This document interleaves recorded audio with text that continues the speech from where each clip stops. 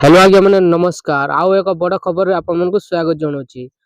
आज्ञा मैंने आपण मैंने जदि ऋण करथिले ताहले आपण मन को पई खुशी खबर। तो आज्ञा मैंने केउ माने जो ऋण करथिले ताहार जो सुध टंकाटा फेरस्त पाई पारिबे। तो केउ माने पाई पारिबे संपूर्ण खबर ए वीडियो माध्यम रे आपण माने जानि पारिबे।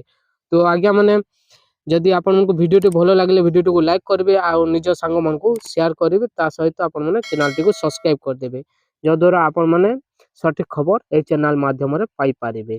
तो देखंतु आज्ञा माने ऋण छाड़ पाई आवेदन आरंभ। मुख्यमंत्री ऋण छाड़ योजना पाई आवेदन आरंभ।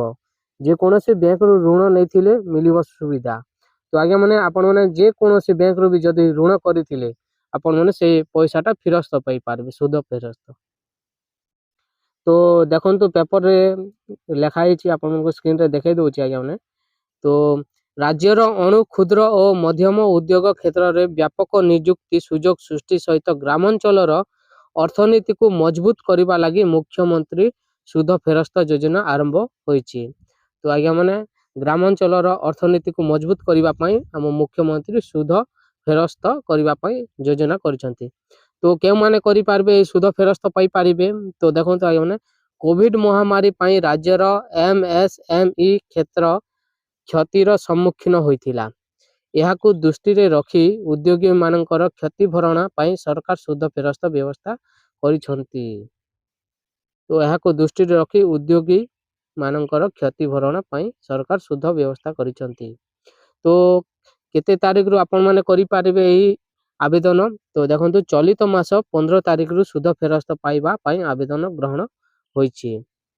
तो चलित मास रु आरंभ होई सारलान बोले 15 तारिख रु। तो केउ वेबसाइट रे आपण माने एही आवेदन करि पारिबे।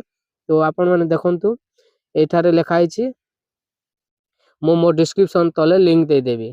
तो आपण माने से डिस्क्रिप्शन क्लिक करबे लिंक रे क्लिक कला पर आपण माने एही वेबसाइट को आसी पारिबे। तो 2020 मसीहा एप्रिल 1 तारिख पूर्व कार्यक्षम होइथिबा एमएसएमई यूनिट सुध फेरस्त पई आवेदन करि पारिबे। जे कोनोसी बैंक रु ऋण नैथिले मध्य एमएसएमई यूनिट गुडिक ए सुविधा पाई पारिबो। एही नूतन योजना पई राज्य सरकार वार्षिक 200 कोटी टंका पर्यंत खर्च करिवे बोली सूचना मिलिछि। तो आज्ञा माने एही छोटिया वीडियो रे आपण माने जानि पारिथिबे। तो मु नेक्स्ट वीडियो रे आपण मन को ऑनलाइन आवेदन बुझाइबी आपण माने जानि पारिबे।